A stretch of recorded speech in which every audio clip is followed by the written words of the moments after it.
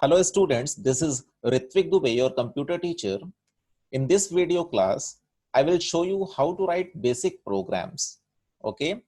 And then I will take you to how to take input from the user, okay?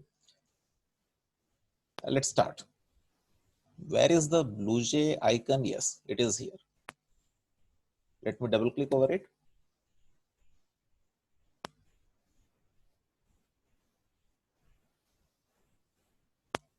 Okay.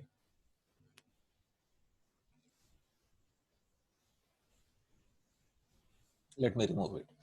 Let me create a new class. Let me give any name as it will be changed when I compile. Control A, backspace.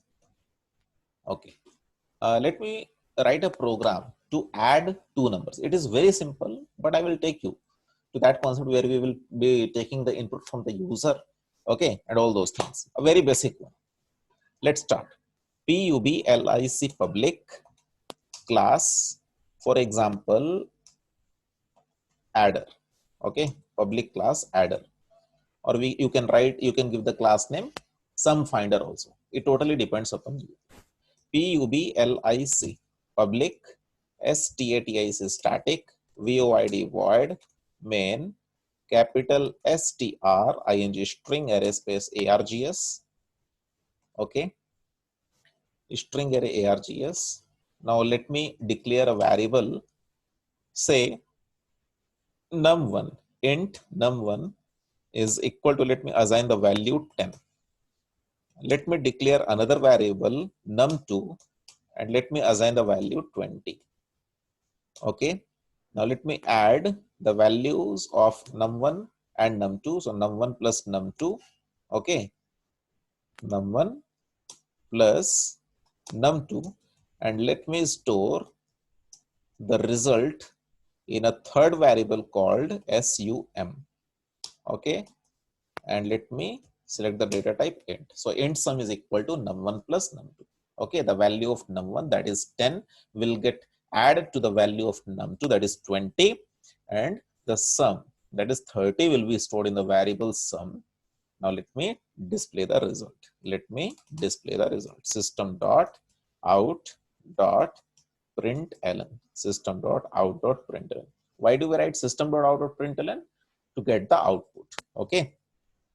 System.out.println, the sum of concatenation sign num1 concatenation sign and concatenation sign num2 concatenation sign is concatenation sign sum. Okay, sum.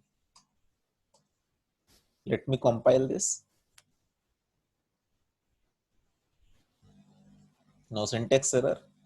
Close, right click, main method, click on OK. You can see the sum of 10 and 20 is 30. Okay, we are getting the output. The sum of 10 and 20 is 30. Let me run it once again. The sum of 10 and 20 is 30. What if I want to change the values? I will have to go to the program and then put another value 55 and assume this to be 100. So 155, compile, close, right click, main method. The sum of 55 and 100 is 155. Okay. Do you think this is a standard practice? Every time to go inside the class and change the values. Okay. So it is not a standard practice, right? To go into the program and change the values of the variables in order to get the desired output. Right or not? What if I want to give the values from outside the class? Is it possible? Yes, it is possible. Yes, it is possible. How? See, in order to do that, what you will have to do, you will have to make this method parameterized. So you have to declare int num1 comma int num2 at the method's head part. Okay, so if you are declaring num1 and num2 with data type int at the method's head part, you need not declare and initialize here again. Clear? In such case, we just have to write int sum is equal to num1 plus num2. Int sum is equal to num1 plus num2. Okay. Now, who will give the value of num1 and num2? The person who will call the main method. Okay, let me change the name of the method. Public void add. Okay. Now, since it is a static method, we can call it by class. If I will make it non-static, I will have to create the object and then I can call the add method. Okay, and while calling the add method, I will have to pass the values for num1 and num2. Let me show it to you. Compile, no syntax error, close. When I right click, I get the add method. Okay, and you can see here clearly it is written void add int num1 comma int num2. Okay, so in this program, add method is a parameterized method. Why? Because within the parenthesis of add method, we have declared two parameters. The first parameter is num1, which is of type int, and the second variable, or we can say second parameter, is num2, which is again of type int. Okay, so these two parameters will receive only integer values. Clear?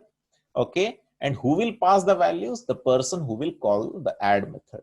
Okay, so if I'm calling add method, you can see if I click on OK button, here I'm getting the error empty parameter field.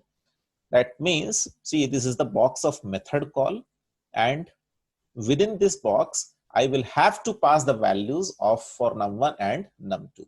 Okay, if I pass 12 and 12 again, so 12 plus 12, I will get the result. The sum of 12 and 12 is 24.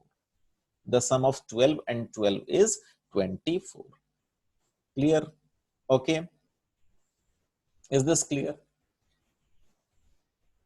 Now I can do another thing. Let me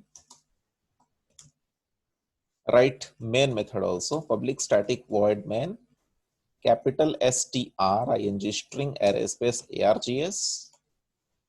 Okay. And then let me call which method? Add method. Okay, add method. 10 and 20. Control K, Alt F4. Now, if I right click over it, I can get main method. If I click on main method, again I get the same result. The sum of 10 and 20 is 30. If I call main method 1000 times, it will show me the same message. The sum of 10 and 20 is 30. Okay. So if this is the case, what to do? Okay. Suppose if I want the user to give the values here. In such case, I can ask the user to enter two values. Okay. Now, how to do that? You can use buffered reader. Okay. You will have to create the object of buffered reader. Buffered, buffered, reader, buffered reader. Br is equal to new, buffered, reader, buffered reader. Okay. New input stream reader, and then system.in. Okay, and then I will have to pass a message system.out.println, system.out.println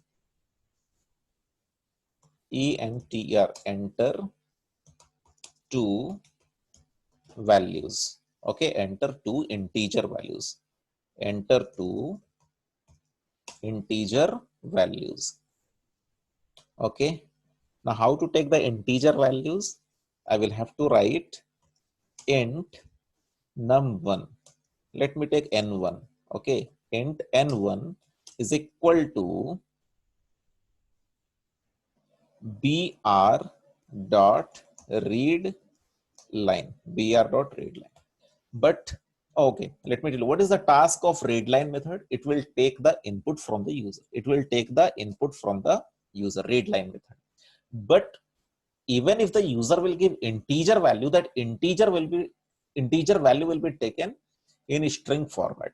So in order to convert that string to integer, I will have to write here integer, integer dot parse int, integer dot parse int br dot readline, br dot readline.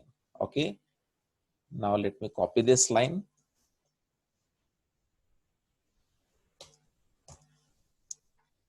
and let me make it n2. Okay, clear. Now while calling the add method, I will pass the values of n1 and n2, okay, which the user will give. Clear. So within main method, what have I done? I've created the object of buffered reader. So this is the way how buffered reader object is created. You need to learn. Buffered reader br is equal to new buffered reader and the new input stream reader system dot in. Okay, what is the actual concept behind it? We will discuss it afterwards. Okay, as of now, just remember this line.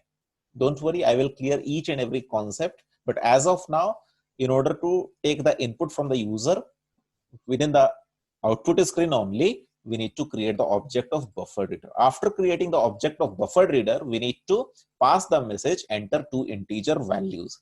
And then the first integer value will be taken by which method? Readline method. But remember, the readline method is the non-static method of which class? Buffered reader class. That is the reason why we are calling the readline method with the help of buffered reader object. What is BR? BR is the object of class buffered reader. See, here I have created the object now, buffered reader BR. So what is BR? BR is the object of buffered reader.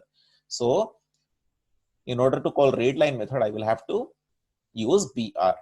Okay, but that input will come in string format. Even though the user will give a numeric value, it will come in which format? String format. So we need to convert it into integers. For that, parse int method is there. But parse int method is the static method of which class? Integer wrapper class. Okay, so do not worry. Okay, so remember this. This is how we take the input. Okay, this is how we take the input of first number, then second number, and then we pass these two numbers while calling the add method.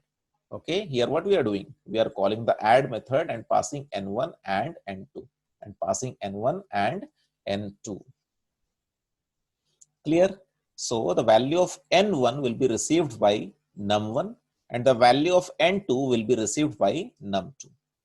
Okay, so here we can say, here the add method is defined and here the add method is called.